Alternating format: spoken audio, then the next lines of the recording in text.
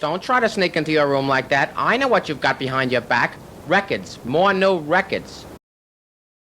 Right, so now this is the new... So this is our new SL-1300, and it's going to be available in black or silver. And if you recall the 1500C styling, this is what we call our hi-fi styling. We have the Pro DJ style of the 1200, that iconic look. It's a bit of a techno look and industrial look. Some love it, some can't do without it. Some would prefer not to have all the lights and bells and faders and strobes and etchings and things and target lights. So we've removed all those in this model, just like the 1500 fit that persona, and it's like a upscale version, but not really an upscale version of a 1500. It's kind of difficult to describe because we've taken some improvements of the GR2, SL-1300G R2, and we've also taken some features from the SL-1200G. So it's in between those, but it's designed as a hi-fi turntable. So it's at a happy point. We feel that this will appeal to a lot, maybe even a wider audience for these reasons. And you can see cosmetically, I'm going to dig into some of this with our presentation so I don't forget anything. But this is the platter, for instance, from the G. And it's the motor from the G. So this is the 1200G motor, the twin rotor coreless design with the 9 stator coils and the same type of torque as an SP10 Mark II. This was driven by a Blu-ray circuitry to control the speed, and we're going to tell you some differences in the new model. So we're acting on this motor. This is what's underneath that platter. And you can see how easy everything spins and turns. So that's a twin rotor system. The GR2 was a single rotor system, and it was a 2-piece platter motor combination. This motor is mounted to the die-cast chassis here. This is a layer solid sheet of aluminum here. So it's a 2-layer plinth, and it's basically we take the tone arm from the GR2 and the platter from the G, the motor from the G, and essentially the plinth from the GR2, but we've upgraded some things, which I'll talk about a little bit. And so what is this? This is pretty heavy. It's about 30 pounds, yeah. Adjustable footers with some insulation, some gel in there as well, and very easy to adjust these. And this platter needs to be mounted with the triple screw Belleville washer and washers because this is the heavier rotation, the higher torque needs to be bolted down. And if you want to change the torque, if you remember the G model had adjustments for torque and for braking, you could change those settings on the G with a screw adjustment. This one you just tap the screw. This has adjustment for torque only, not for braking, because we're not using it as a DJ approach here. And you just tap it with a screwdriver and it blinks a little red light back to confirm your settings. So it starts at -1 to +3, and the +3 is the strongest torque. So it's really easier to experiment with. Comes from the factory. You have to pull. Yep, you don't have to. Well, you could do the same thing with the 1200G because you could do the same thing through the platter. It's just this has a little different way of setting it, that's all. Okay. So that's a nice feature of it. And it's the same weight, same platter weight, and so on. And one thing that you'll appreciate after reviewing some of these things, remember the AC cord going in on the right angle? Yes, I heard it was. Now it's straight in now. Oh, that's so good. That's the most important thing. Forget about the rest of this motor nonsense. To a lot of people, this is a very important feature, and now you can use you could use the larger AC cords aftermarket if you wanted to. It's just they were a little harder to get in there. Now you can easily connect it. There's no change here. You can get in with your RCAs very easily.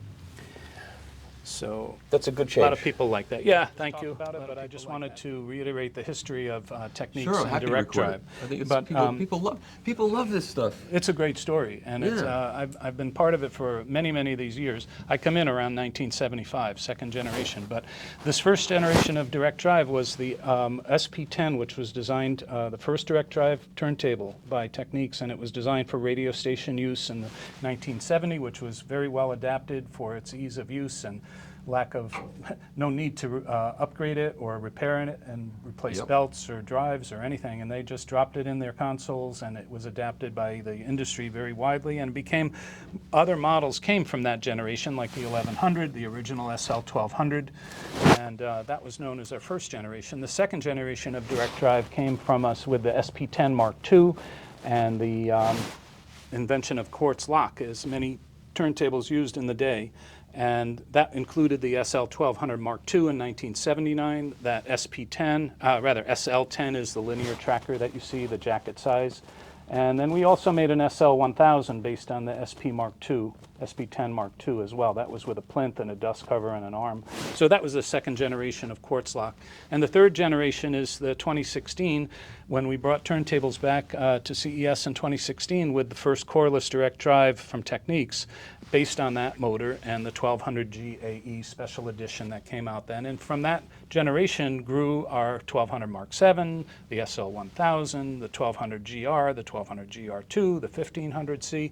So this is our full coreless drive lineup. So this is the dawn. Last year when you were here to cover the SL-1200GR2, this was the dawn of the fourth generation, and that's the inclusion of this Delta Sigma power supply, a Delta Sigma drive system, and the new upgraded power supply. So that was put in the GR2, and now we're going to adapt that into this 1300G.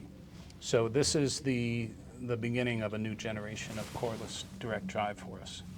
And as much of this being a analog product and enjoying, vinyl in particular, there's so much digital technology going into just spinning the motor and making sure the power supply is performing at its optimum. I'm always a levels, fan of digital in the service of analog. There you go. I think that's a really good thing. Yep. So let me take you a little deeper into some of the technology, and just to give you a quick look, again, these are the 1200 style models. These are the hi-fi design models up to the SL-1000, and these are the two different looks with silver and black. This is the improvement we've made. We've actually, as I say, we made some improvements. So this motor, originally, this is what's inside those two twin rotors is the circuit board with the stator coils, and they've been bolstered with a double-sided board and a reinforced pattern to improve the coil mounting rigidity of those. So this has a lot more torque, remember, than the two-piece single rotor magnet. So with this platter and so on, we needed to bolster it. We adapted that from the SL-1000 actually. Right. So that's one improvement that's been made to this new model. And this is the other improvement. We've added the Delta Sigma drive system, which again is essentially, as explained in the first model that we came out with, it's the same type of system applied to this new motor with different parameters, because it is a different motor and different parameters of driving it, to perfect the performance of the motor. So, everyone says, well, gee, Bill, you removed the iron core and you removed the vibrations and the cogging and so on. How could you remove more vibration? And, you learn a few things over time. And our engineers applied this Delta Sigma drive, which is full digital technology, to apply to controlling the motor. And a digital process named after PCM, essentially, is right. Delta Sigma. So this process is designed to work with the power supply, but the idea is to have the ideal precision pulse generated so that the motor can drive purely. And ideally, what's happening, if you see again, we're creating less distortion from lower vibration, and the area of around 9 to 14 hertz, that important resonant frequency of the tone arm, this is significantly lower. So, I feel that we get a lot of easy matching with compliances and listening to cartridges and just tuning everything, just almost immediately can hear the difference after listening to these turntables so often. Wow. I just really know what I'm hearing. I can hear differences in these things, and it's subtle, but... the readers have asked me to ask you, if I get to review this, to get this and to get the one above and the one below it. That would be quite a project, though. It would be a project, but it would be really good to do. If you want me to. I do that at home all the time. In fact, I took the SL-1000 off its top of the rack, and I put this right where the SL-1000 was, and I started listening, and I'm just amazed how wonderful it sounds. Every one of our turntables has their own sound quality and performance, but just enjoyed the and it is very difficult for any reviewer to explain those differences if they haven't heard it in relation to the other one. It's true. Time passes, you can try to remember, but it's very difficult to remember. Certainly, you could remember the first time you heard the top of the line one or the 1000. When you heard the 1000, you were hearing something that was on a different level. That you knew. But between these, from memory, a little more difficult, you know. I can tell you after I took this off, I put that back and I listened to the G, and there's definitely differences, and it's subtle, but again, That's got a different arm too, right? to think about the differences, remember we said we upgraded from the GR2 to the better motor and the better platter. We kept the GR2 tone arm. The G still has the magnesium tone arm. Right. The G still has a 4-layer plinth. The G still has zinc footers and special gel in there. And there's a slightly different range of VTA between these models. So this can accommodate a slimmer cartridge, so without the need for shims. So this VTA can have a different range compared to the G. So all these things combined, you know, we have a finished product at $32.99, which you can give you plenty of room to add a cartridge before you even get to the price point of a G. So this is $32.99, and that's $42. $42. So it's like $1,000 $1,000 difference. Yeah. So, Michael, this is the other part of the improvement that we made to this motor. This is the multi-stage silent power supply. And again, it's designed to remove noise and control the voltage variations so that we have, again, more accurate control of the motor and removing noise. So the two systems combined will give us this part of this fourth generation of improvements that we've made to this. And it's all applied to this new twin rotor coreless drive now. And as I mentioned, you know, we needed to keep the price appropriate, and so you can't put a 4-layer plinth in there like a G.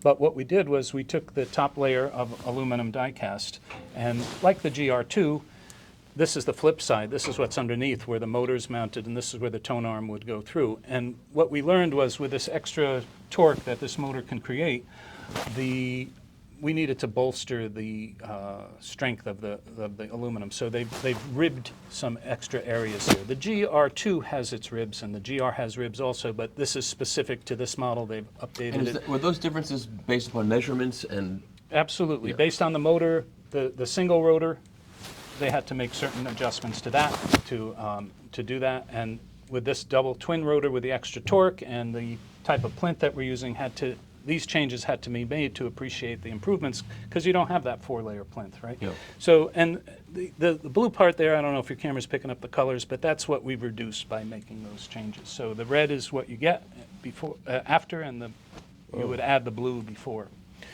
So it's a twin layer, so it's a bulk mold compound for the lower section, and cast aluminum for the top section.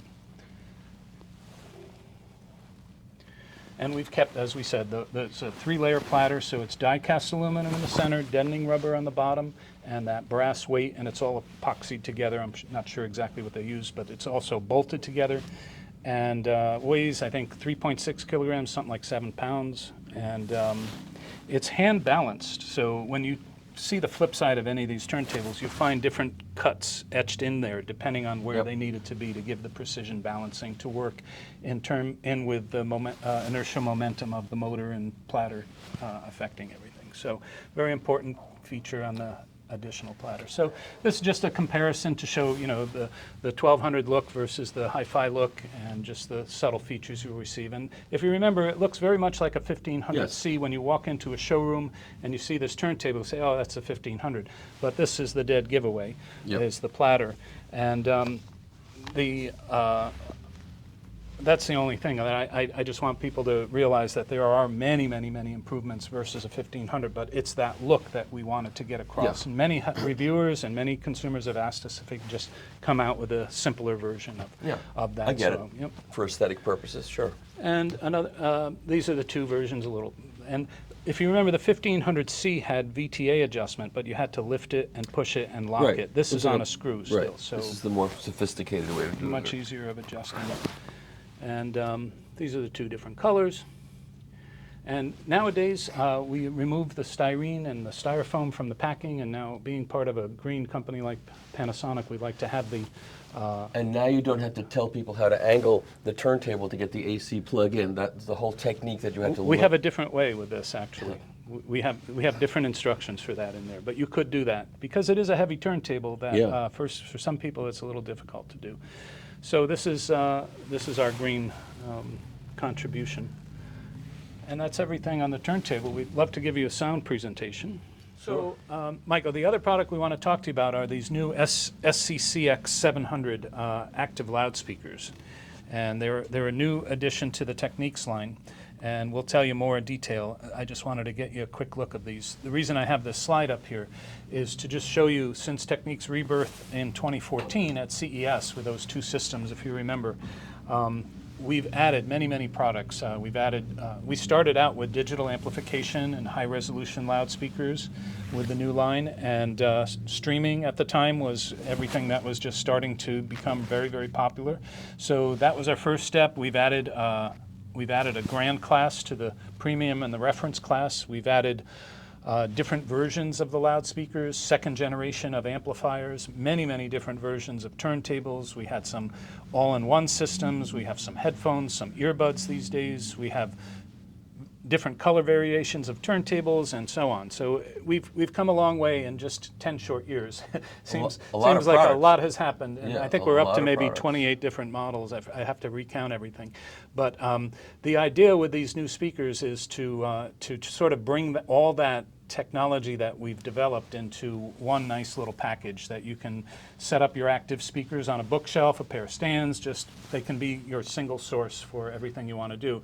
So these are wireless speaker systems, so all you have to do is plug them into the wall, and they will wirelessly communicate with a remote control or your Technics Audio Center app on your iPhone or your Android device. And you can stream to them? You can stream. They have all the streaming services built in. Oh. I'll tell you about all the different ways you can reach it, and there's a lot more to it. And they come in 3 different colors, terracotta or a silky gray or a charcoal black. We'll tell you more about the cabinet and the finish in a minute.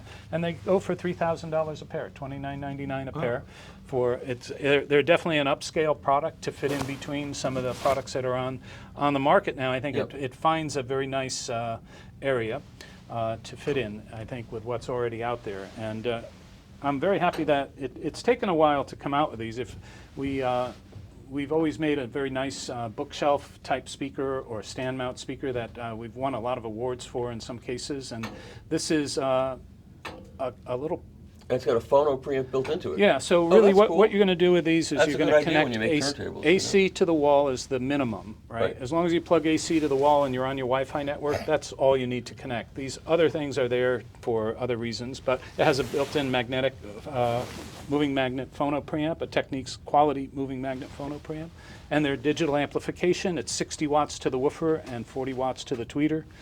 And connectivity, Wi-Fi, Bluetooth, AirPlay, Google Cast, Spotify, Deezer, Amazon, Tidal, Qobuz, Internet radio, and it's Roon ready via firmware update when they do ship in November or December, depending on what color arrives first. But these are the different ways that you can set them up. They're in free space like we have here. You can set them up near a wall or near a corner and in a shelf, and the Technics app will help you. Just push a button for these settings and it'll adapt them for the best sound. It's the same app that I used with the other. Yes, but we've actually added some flexibility to it for configuring the app. And this is how most people might set them up on a bookshelf or with a turntable next to it. And they're very non-resonant cabinets, so they're not going to contribute sound or feedback to your turntable. You could actually put a good quality turntable next to it and not have any kind of resonance from it. So extreme connectivity. I didn't really mention it there, but there's HDMI ARC, which we're going to tell you more about in a minute, as well. So it's not just audio streaming of 2-channel, it's also your television streaming as well. So it unites itself. So these are some improvements we made to the app, some just little details that you can configure the app for your usage and whatever is most convenient for you. So there'll be an update to the app when it's time for these speakers to come out. And it comes with a very nice remote control. It's not a little credit card. It uses AAA batteries, so it has a carbon fiber look to it, but it's not. And just very nice remote control. Yeah. And so this would work. The Technics app is free, and you'd be able to control it either way. And you can actually, if you see this, Michael, you can actually touch the controls for switching and volume control. Everything is right there at your fingertips. I'm going to go back here now. So I'll sneak over here. And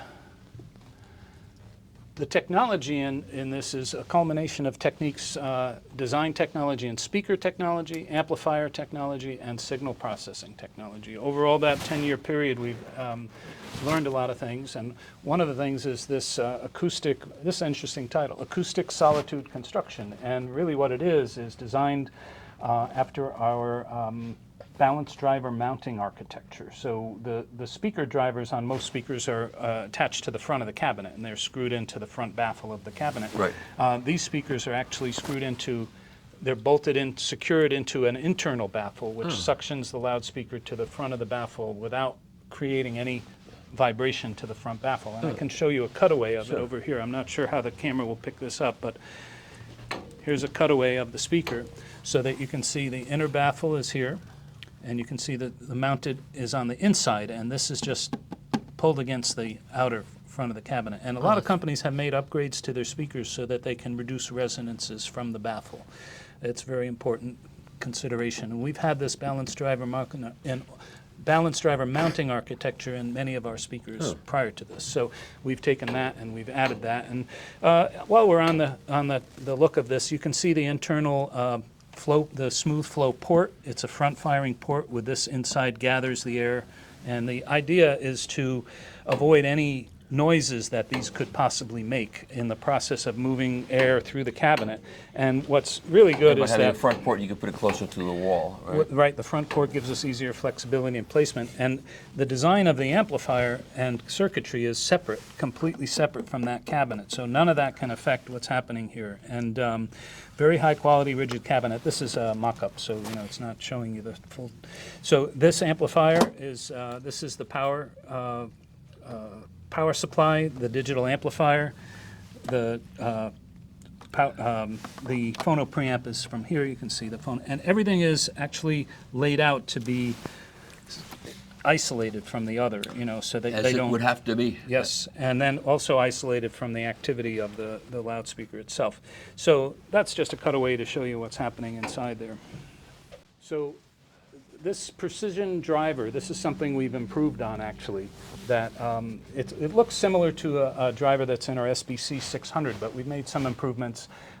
We've added this smooth flow diaphragm. If you know that the rolled edge of most woofers, have that rounded edge. And this, we've kind of eliminated that so there's less of a reflection from that. So that's one improvement, smooth flow diagram. The other one is the actual ring tweeter. It's a lighter weight ring tweeter, so it moves quickly and converges faster with more faithful reproduction. And the has a phase plug added to there. So altogether, the linear phase equalizer is based on this acoustic analysis. So you can see with and without. And with computer-aided design, they can see exactly what improvements are made. And the idea is to reach a truer waveform. This is called a model-based diaphragm control. So remember I told you that these are Technics digital amplifiers built in here. They're not a Class D, they're not a Class AB, but they're working in the digital domain the entire time. And what's special about it is in that digital environment we can do things. So if you remember, the integrated amp had the ability to do LAPC, load adaptive phase calibration, so it understands how to better drive the loudspeaker. This has that internally from the factory because we know the driver we're putting in here, we know the measurements, so we know how to do that. Right. But this is something that we've made this model, let's say, this ideal speaker model that performs a certain way. So this is our model base, and from that signal, they've processed that into the signal processor for this, and they have an ideal measurement, and then they can listen to how the speaker is performing, and they can actually reverse any incongruencies to it. So it's in its natural state, that little speaker wants to just stay the way it is. When you start driving it forward and backwards, it's doing things that could be out of control, and this model-based precision is going to eliminate a lot of the harmonic distortion that's caused by those differences. And very complex, above my head to try to explain this. And so if you were to put a normal speaker measurement kind of technique on this, how linear would it be in terms of frequency response? So again, this is not a frequency response based thing, right? Right, It's I removing understand. distortion. So Right. a speaker response curve might not apply to this, but No, I understand. What but would it's it look interesting. like? So that's a good question. We want to make a rich bass from the small speaker unit. So the motion of the diaphragm is too big. And if the diaphragm come to the end, the top end or the bottom end, because there's some tension of the damper, or there's some non-linearity of the magnetic circuit, prevent the linear.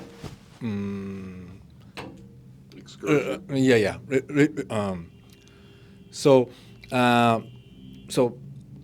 actually, that actual speaker is far from the ideal motion in that sense. So we measured with the actual speaker the non-linearity of the diaphragm motion in a lab, and make a speaker model. Actually, this is the very mathematical model of inside the DSP unit, and compare the response of the ideal model and actual model. And from the difference of these two output, we can measure the how we can modify the actual signal to cancel the non-linearity from on the This all presupposes that the unit-to-unit variation in the manufacturing of the physical driver is very, very small. very Very small. Yeah. So actually, this kind of the non-linearity is determined by the design itself. Right. Yeah. Interesting. Okay. Yeah, quite interesting. And quite hard to explain. Yes, thank No, you. I get it. Whoop. So, and when you combine all these things, these different segments that we've applied from the speaker technology side, behind all being pushed by our digital amplification and all these controls that we can add, the smooth flow port, all this computer assisted engineering gives us a lot of intuition on how to drive things. The smooth flow port is the idea is to not create any vibrations or sounds as you're moving all this air. You know, you want to have perfection in moving the air without affecting any vibrations or resonances as well. And just simply speaking here, you know, when we're communicating between the loudspeakers, the left and right channels, we want to make sure that we have the cleanest connection between the left and right channel. That can be done wirelessly or wired, depending how you'd like to do it. In the wireless mode, it's 2496 with high res. In the wired mode, it's 24192. So there is some benefit by having it wired. But the idea is to avoid any disturbance noise or anything caused by jitter. We want to have the cleanest signal so that we're instantaneously reproducing left and right channels wirelessly, right? There's a lot of technology involved in doing it properly. So this enables all that with no distortion from both speakers.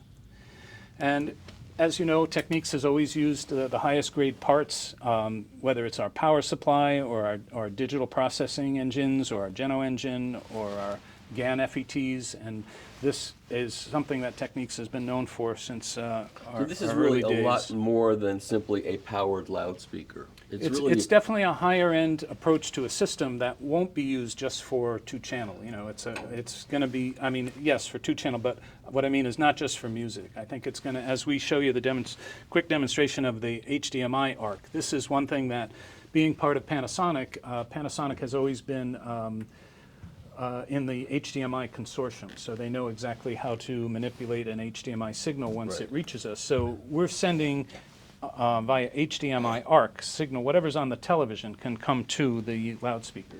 But the key is we only want the audio in the loudspeaker. We don't want the video there. Right. So we have the ability to blank out the video when it's here in our loudspeaker. So that's not contributing to any noise or distortion or so it's not polluting us in the audio. So this is something unique, I think, to Technics. And this is one of the features here, because we are going to, a lot of people that are going to use these are going to enjoy the signal from their televisions, so I'll show you that in a second. So this is the eco packaging on this as well. So that's the speaker story. Important. Yep, and I can give you a demonstration. I think you might like the demonstration with the phono Yeah. stage and listen to the phono preamp. I want to hear these now. You make Yeah, me, you I'm going make to me play want them. to hear them. Absolutely.